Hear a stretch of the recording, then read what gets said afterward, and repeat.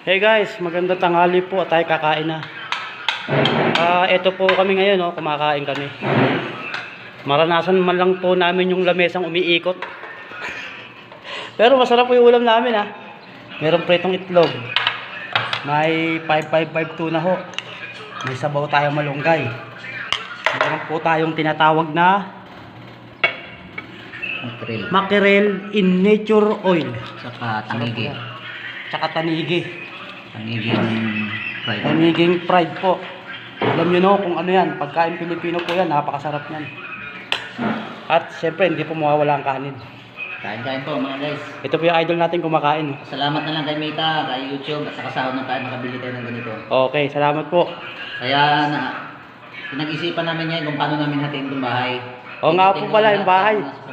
Kasi pinagsama namin yung pera namin ito Thank you sa kay Mita, sa YouTube.